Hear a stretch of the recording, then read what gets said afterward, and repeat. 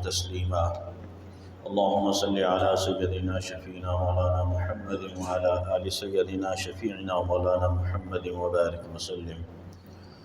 تمام حضرات عقیدت اور محبت سے حضور صلی اللہ تعالیٰ علیہ وسلم کی بارگاہ اقدس میں درود و سلام کا نذرانہ بآواز بلند پیش کیجیے. صلی اللہ علیہ یا رسول اللہ وسلم علیک یا حبیب اللہ. بلند آواز سے صلی اللہ علیہ یا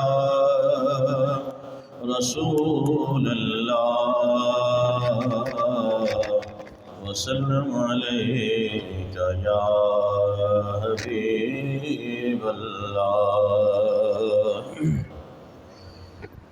جس نام کے صدقے سے دعاؤں میں اثر ہے،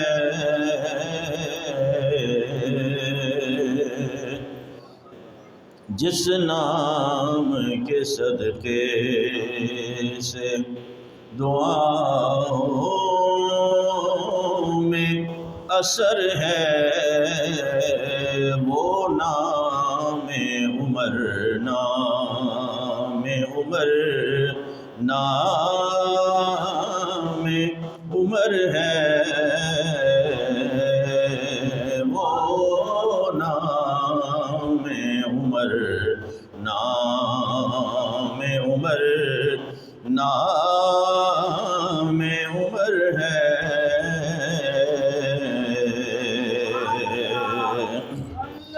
وہ صحن حرم اور وہ ایک اینٹ کا تکیہ،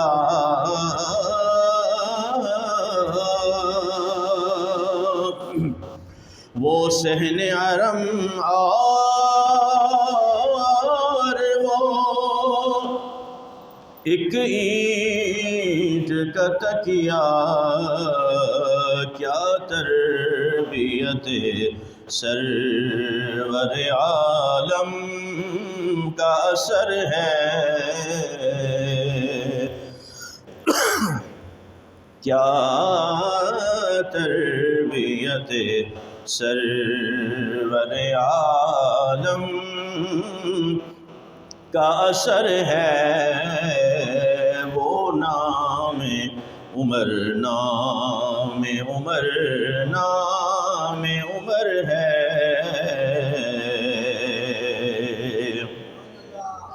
فقر ایسا کہ دے قیصر و کسریٰ بھی سلامی، فقر ایسا کہ دے قیصر و کسریٰ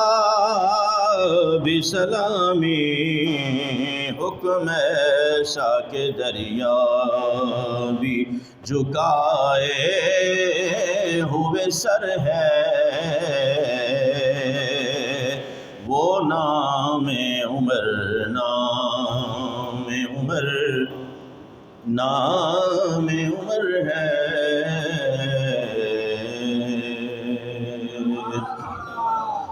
حمد و صلات کے بعد پیارے بزرگ اور دوستو، اس ناچیز نے قرآن مقدس سے آیہ کریمہ کا کچھ حصہ تلاوت کیا. دعا فرمائے اللہ تبارک و تعالی مجھے حق بیان کرنے، آپ کو حق سننے، مجھے اور آپ کو حق پر عمل پیرا ہونے کے توفیق عطا فرمائے. عزیزان محترم، ماہ محرم الحرام شریف شروع ہو چکا ہے، جس مہینے میں خاندان اہل بیت کی ایک عظیم قربانی سید الشہداء جناب سیدنا حضرت امام حسین رضی اللہ تعالیٰ عنہ نے اپنے پورے کنبے کے ساتھ 72 تن کے ساتھ دین اسلام کے لیے میدان کربلا میں اپنی جان کا نذرانہ پیش کیا، اور رہتی دنیا تک یہ پیغام دے گئے کہ یہ سر کٹ تو سکتا ہے لیکن کسی ظالم کے آگے جھک نہیں سکتا۔ اور اس مہینے میں عموماً خطباء اور علماء حضرات فضائل اہل بیت اور جناب سیدنا حضرت امام حسین رضی اللہ تعالیٰ عنہ کا یہ عظیم شان کا بیان کرتے ہیں، اور انشاءاللہ اس منبر سے بھی ضرور بیان ہوگا آنے والے جمعے میں، چونکہ آنے والا جمعہ 10 محرم الحرام ہے، اور 10 محرم الحرام کو ہمیشہ آپ کو معلوم ہے کہ سالانہ ہمارا جلسہ شہداء کربلا بھی رات کو ہوتا ہے بعد نماز عشاء۔ انشاءاللہ وہ بھی اپنے معمول کے مطابق ہوگا، جمعے میں بھی بیان ہوگا اور انشاءاللہ رات کو بھی بیان ہوگا۔ آج میں اس مختصر وقت میں جس چیز کا بیان کرنا چاہتا ہوں، یکم محرم الحرام کو فاروق اعظم جناب سیدنا حضرت فاروق اعظم رضی اللہ تعالیٰ عنہ کی شہادت ہے۔ تو جیسے ہی محرم الحرام شروع ہوتا ہے تو کچھ گستاخ جناب حضرت عمر بن خطاب رضی اللہ تعالیٰ عنہ پر بھونکنا شروع ہو جاتے ہیں، جنہیں اپنے باپ کا پتہ نہ ہو کہ وہ ہیں کس کی اولاد، اور پھر وہ زبان درازی کرتے ہیں جناب فاروق اعظم رضی اللہ تعالیٰ عنہ پر۔ اس لیے ہم کہتے ہیں کہ حکومت کو فحاشی کے اڈوں پر پابندی لگانی چاہیے۔ وہاں سے جو نسلیں اٹھ رہی ہیں نا، وہاں سے جو بچے پیدا ہو رہے ہیں وہ فاروق اعظم جیسی ہستیوں پر بھونکنے والے پیدا ہوتے ہیں۔ جو حلالی بچہ ہوگا نا، وہ ہمیشہ اہل بیت کا بھی احترام کرے گا اور صحابہ کرام کا بھی احترام کرے گا۔ تو عزیزان محترم، یہ انتہائی دکھ کے ساتھ کہنا پڑتا ہے، لیکن کیا کریں کہ یہاں سارے معاملات ہی الٹ چلتے ہیں۔ آپ حق بولیں تو آپ کو الٹا لٹکا دیا جائے گا، آپ منافقت کرتے رہیں، چاپلوسی کرتے رہیں، تعریفیں کرتے رہیں، بس آپ سب سے زیادہ نیک انسان بھی ہیں، اچھے انسان بھی ہیں، بس آپ نے حق بیان نہیں کرنا، حق بیان کیا تو الٹے لٹکائے جاؤ گے بس۔ تو عزیزان محترم، جناب سیدنا فاروق اعظم رضی اللہ تعالیٰ عنہ کی ذات بابرکات ام المومنین حضرت عائشہ الصدیقہ رضی اللہ تعالیٰ عنہ عرض کرتی ہیں، رات کا ٹائم ہے اور جب آسمان پر نگاہ پڑی تو ستارے نظر آئے چمکتے ہوئے۔ عرض کی یا رسول اللہ صلی اللہ تعالیٰ علیہ وسلم، ہے کوئی ایسا شخص جس کی نیکیاں آسمان کے ستاروں کے برابر ہوں؟ میرے آقا کریم علیہ الصلوۃ والسلام کی زوجہ محترمہ، تمام مومنوں کی ماں حضرت عائشہ الصدیقہ رضی اللہ تعالیٰ عنہ بتا گئیں کہ ہمارا عقیدہ یہ ہے کہ حضور کو آسمان کے ستاروں کا بھی علم ہے۔ میرے آقا آسمان کے ستاروں کی تعداد بھی جانتے ہیں، چلو وہ تعداد تو آپ کو معلوم ہوگی، لیکن پھر ہر امتی کے اعمال اور نیکیاں، ایسی اتنی نیکیاں جو آسمان کے ستاروں کے برابر ہوں۔ میرے آقا نے یہ نہیں فرمایا کہ اے عائشہ تو نے یہ کیا سوال کر دیا، لیکن برجستہ میرے آقا نے جواب دیا، ہاں وہ ایک ہستی ہے جس کی نیکیاں آسمان کے ستاروں کے برابر ہے، وہ جناب عمر بن خطاب رضی اللہ تعالیٰ عنہ کی ہستی ہے۔ ام المومنین غمگین ہو گئی، عرض کی یا رسول اللہ، میں نے سمجھا تھا کہ میرے والد حضرت صدیق اکبر کا نام لیں گے آپ، تو میرے آقا نے فرمایا تیرے صدیق اکبر کی، تیرے بابا جان کی ایک نیکی غار ثور والی ایک طرف، عمر کی ساری نیکیاں ایک طرف۔ تو یہ شان عزیزان محترم میں نے یا کسی مولوی نے، کسی محدث نے، کسی شیخ الحدیث نے نہیں دی ہے، یہ شان عطا کرنے والے اللہ پاک کی ذات اور اس کے محبوب علیہ الصلوۃ والسلام کی ذات بابرکات ہے۔ حضور اکرم صلی اللہ تعالیٰ علیہ وسلم کی 5 حدیث پاک میں آپ کے سامنے آپ کی نظر کر رہا ہوں۔ جناب فاروق اعظم رضی اللہ تعالیٰ عنہ کی شان کے حوالے سے سنتے جائیے عزیزان محترم۔ جس ہستی کا مقام اور مرتبہ یہ ہو تو پھر اس ہستی کے مقام اور مرتبے کا اندازہ کون لگا سکتا ہے۔ تو سرکار دو جہاں صلی اللہ تعالیٰ علیہ وسلم نے فرمایا، الحق ینطق علی لسان عمر، الحق ینطق علی لسان عمر، کہ حضرت عمر کی زبان پر حق بولتا ہے، حضرت عمر کی زبان پہ حق بولتا ہے۔ اور دوسری حدیث پاک ہے، میرے آقا نے فرمایا، الشیطان یفر من ذل عمر، الشیطان یفر من ذل عمر، کہ عمر کے سائے سے بھی شیطان بھاگتا ہے، عمر کے سائے سے بھی شیطان دور رہتا ہے۔ ان الشیطان لا یخاف منک عمر، حضرت عمر وہ ہستی ہے کہ شیطان بھی اس کا خوف محسوس کرتا ہے، شیطان بھی اس کا خوف محسوس کرتا ہے۔ اور اگلی حدیث پاک ہے، میرے آقا فرماتے ہیں لو کان بعدی نبی لو کان عمر، میرے بعد اگر کوئی نبی ہوتا تو وہ حضرت عمر ہوتے، میرے بعد کوئی نبی ہوتا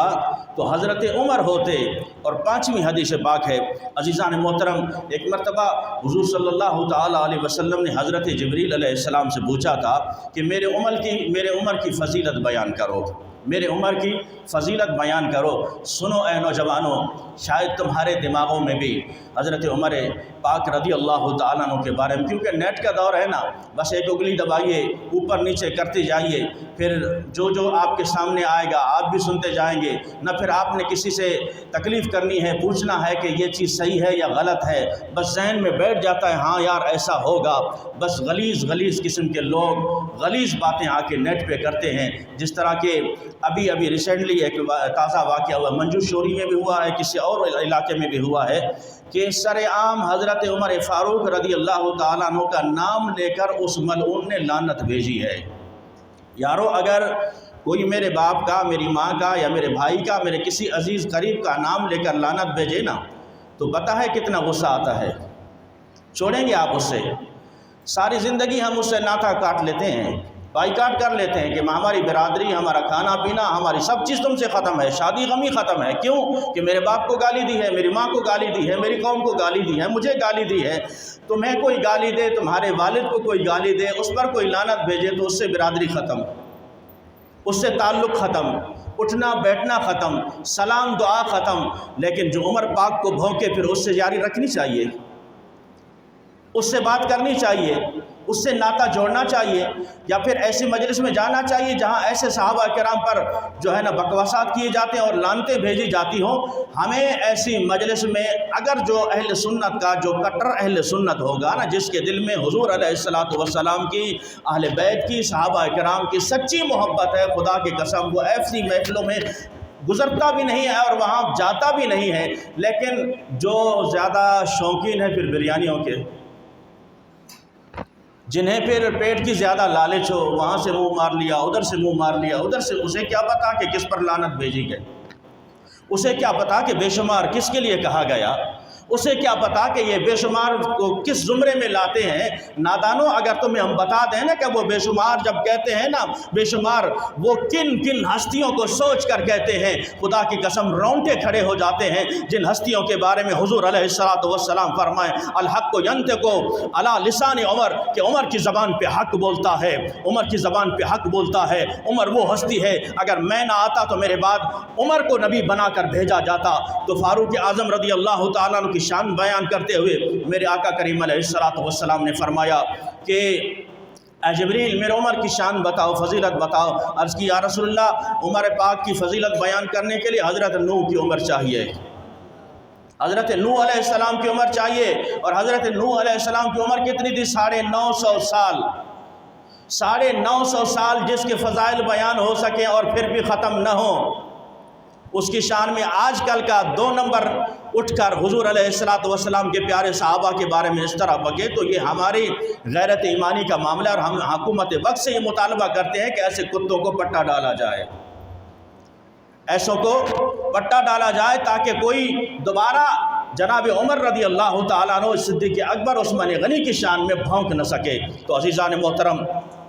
سرکار دو جہاں صلی اللہ تعالیٰ علیہ وسلم نے فرمایا کہ واللہ لولا مبعث لبعث من عمر خطاب، عمر ابن خطاب رضی اللہ تعالیٰ عنہ، کہ میرے بعد میں اگر نبی بن کے نہ آتا تو حضرت عمر بن خطاب رضی اللہ تعالیٰ عنہ نبی بن کر آتے۔ تو یہ شان اور مرتبہ، بہت سارے فضائل ہیں میرے ساتھیوں، کہ یہ دن راتیں ختم ہو سکتی ہیں لیکن فضائل ختم نہیں ہو سکتے۔ لیکن میں اپنے مقصد کی طرف آتا ہوں کہ جس ہستی نے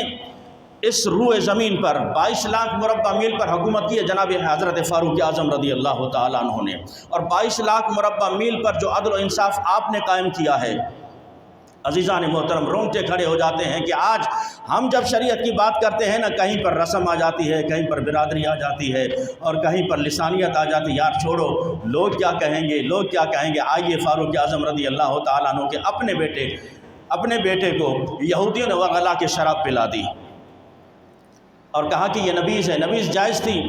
نبیز کے نام پر شراب جب پلا دی گئی تو یہودی آ گئے، انہوں نے کہا کہ اب بتائیے کہ آپ کے بیٹے نے شراب پی ہے، اس پر کیا لاگو ہوتا ہے، اس پر کیا شریعت لاگو ہوتی ہے؟ تو بیٹا کھانا کھا رہا ہے،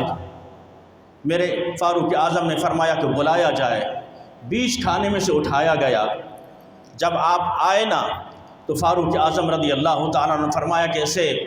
اب سزا ہوگی شریعت کے مطابق، اسے 100 کوڑے مارے جائیں۔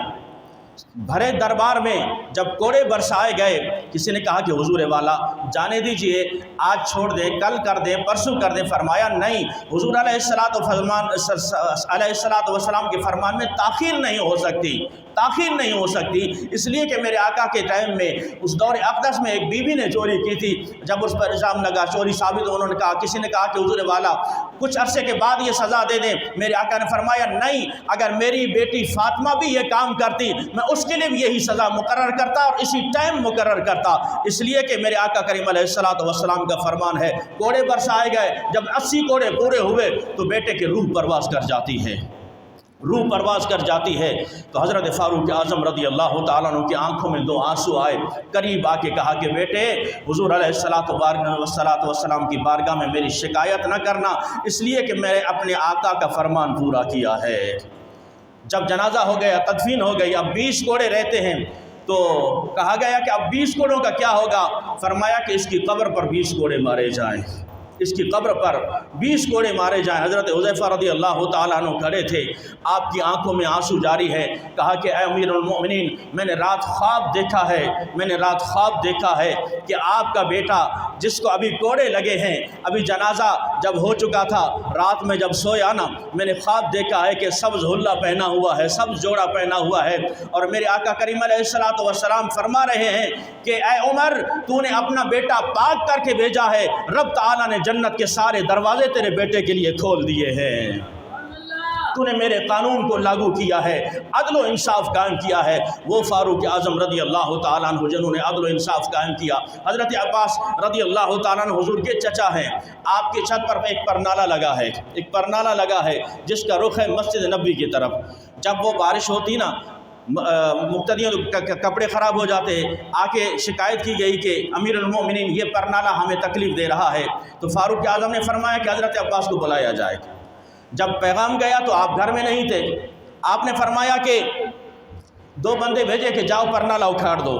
پرنالہ اکھیڑ دیا گیا۔ عزیزان محترم، حضرت عباس جب آئے، نظر پڑی پرنالے پر، دیکھا کہ پرنالہ غائب ہے، اسی ٹائم آپ چلے جاتے ہیں، وقت کا جو قاضی تھا، امیر المومنین کے خلاف جا رہے ہیں، وقت کا قاضی ہے، کہا کہ میری یہ شکایت ہے، امیر المومنین نے پرنالہ اکھیڑ دیا ہے، آپ اسے بلائیے، پوچھئے کہ کیوں کیا ہے اس نے۔ فاروق اعظم کو عدالت بلایا گیا۔ اب یہ نہیں کہا کہ میں امیر المومنین ہو کے عدالت چلا جاؤں،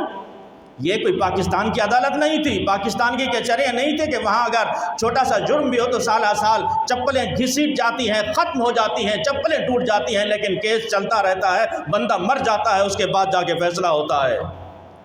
یہ وہ عدالتیں نہیں تھی کہ جہاں اپیل بھی کی جائے اور اپیل نہ سنی جائے اور بار بار رد کر دی جائے کہ جاؤ کسی اور کے پاس۔ نہیں نہیں، یہ فاروق اعظم رضی اللہ تعالیٰ عنہ کا دور ہے، اور جج ہیں حضرت ابی بن کعب رضی اللہ تعالیٰ عنہ بلایا گیا۔ فاروق اعظم سے پوچھا گیا کہ آپ نے کیوں کیا؟ کہا کہ مجھے شکایت ملی، میں نے وہ پرنالہ ہٹا دیا۔ اللہ اکبر۔ فاروق اعظم رضی اللہ تعالیٰ عنہ سے حضرت عباس نے کہا کہ آپ کو پتہ ہے کہ یہ پرنالہ لگایا کس نے تھا؟ یہ میں اپنی زبانی نہیں کہوں گا۔ حضرت عباس کہتے ہیں میں اپنی زبانی نہیں کہوں گا، بلائیے حضرت ابو ہریرہ رضی اللہ تعالیٰ عنہ کو، اور حضرت ایک اور صحابی رسول ہیں انہیں بلایا گیا۔ انہوں نے جب گواہی دی، حضرت ابو ہریرہ کہتے ہیں کہ میں نے خود اپنی آنکھوں سے دیکھا، حضور علیہ الصلوۃ والسلام نے یہ پرنالہ منگوایا، بنایا، اور اس کے بعد گارا جب تیار ہو گیا، رسول اکرم صلی اللہ تعالیٰ علیہ وسلم نے فرمایا اے عباس، میں کھڑا ہو جاتا ہوں، میرے کاندھوں پہ کھڑے ہو کر یہ پرنالہ آپ اپنی ہاتھوں سے لگاؤ۔ حضرت ابو ہریرہ کہتے ہیں میری نگاہوں نے یہ منظر دیکھا، حضرت عباس رضی اللہ تعالیٰ عنہ حضور علیہ الصلوۃ والسلام کے کاندھوں پر سوار ہو گئے، اور جب آپ پرنالہ لگا رہے تھے نا، چونکہ وہ مٹی تھی، گارا تھا، تو تھوڑا سا تو گارا گرتا ہے۔ جب گارا گرنے لگا، ابو ہریرہ یہ بیان کرتے ہوئے رو پڑے کہ آپ کی واللیل کی زلفوں کو گارا گرتا رہا، اور میں یہ منظر دیکھتا رہا کہ وہ گارا حضور علیہ الصلوۃ والسلام کے زلف مبارک پہ گر رہا ہے، اور حضرت عمر سے کہتے ہیں کہ میں یہ منظر خود دیکھ رہا تھا، فاروق اعظم نے فرمایا اگر یہ بات ہے، مجھے پتہ نہیں تھا اس بات کا، آپ نے خود گارا ملا اور اس کے بعد کہا کہ اے عباس رضی اللہ تعالیٰ عنہ، حضور علیہ السلام کے چچا، اب آپ میرے کاندھوں پر کھڑے ہو جائیں اور یہ پرنالہ اپنے ہاتھوں سے لگائیں۔ اور اس ٹائم تو قدرتی وہ گارا گر رہا تھا نا، آپ نے جان بوجھ کر یہ گارا گرانا ہے تاکہ میری زلفیں بھی اس گارے سے، یارو ہم تو اثر کی سنتیں بھی چھوڑ دیتے ہیں نا، ہم تو داڑیاں بھی منڈا دیتے ہیں، حضور کی یہ سنت بھی چھوڑ دیتے ہیں، ہم تو کھڑے ہو کر پانی بھی پی لیتے ہیں، ہم بغیر سنت کے کھانا بھی کھا لیتے ہیں، ہم عصر کی سنتیں بھی چھوڑ دیں، عشاء کی سنتیں بھی چھوڑ دیں، نوافل بھی چھوڑ دیں، لیکن یہ صحابہ ہیں، وہ جو مٹی گارا گر رہا ہے اسے بھی کہہ رہے ہیں کہ یہ حضور کی سنت ادا ہو جائے، یہ گارا مجھ پہ گرنا چاہیے، یہ گارا مجھ پہ گرنا چاہیے۔ یہ عدل و انصاف کس نے قائم کیا؟ فاروق اعظم رضی اللہ تعالیٰ عنہ نے۔ جب وہ پرنالہ لگ گیا نا، حضرت عباس کہتے ہیں کہ اے فاروق اعظم، امیر المومنین، پتہ ہے میں نے آپ کے خلاف اپیل کیوں کی ہے؟ کہا کہ بس آپ کا حق تھا، میں مجرم تھا، میں پیش ہو گیا عدالت میں، میں نے سارا کام اسی کے طرح سر انجام دیا۔ کہا کہ نہیں، بات یہ ہے میں دیکھنا چاہتا تھا کہ عمر یہ جو عدل و انصاف کی باتیں کرتا ہے، جب اپنے اوپر بات آ جائے تو عدل و انصاف کرتا ہے کہ نہیں کرتا؟ بس یہ دیکھنا چاہتا تھا۔ تو عزیزان محترم، اللہ تبارک و تعالیٰ میں ایسی ہستیوں کے نقش قدم پر چلنے کی توفیق عطا فرمائے، اور انشاءاللہ ابھی چونکہ وقت کافی ہو چکا ہے، آئندہ سے آنے والے جمعے میں آخری جو 5 منٹ ہوں گے وہ نماز کے مسائل بتائے جائیں گے، اور شرائط اور اس کے واجبات اور اس کے فرائض بتائے جائیں گے، تو یہ سارے سماعت کر لیں اور اسے یاد کر لیں تاکہ ہماری نمازوں میں جو کوتاہیاں ہیں، غلطیاں ہیں، وہ دور ہو سکیں۔ عزیزان محترم، عمر گزر چکی ہے نمازیں پڑھتے ہوئے، اگر شرائط کا پتہ نہ ہو، مسائل کا پتہ نہ ہو، واجبات کا پتہ نہ ہو، فرائض کا پتہ نہ ہو، تو یہ نمازیں نامکمل رہتی ہیں۔ اللہ تبارک و تعالی ہمیں نمازوں کی پابندی عطا فرمائے۔ تو انشاءاللہ آنے والے جمعے میں آخری جو 5 منٹ ہو گئے وہ نماز کے مسائل بیان ہوں گے۔ اللہ تبارک و تعالی ہمیں عمل کی توفیق عطا فرمائے۔ وآخر دعوانا الحمد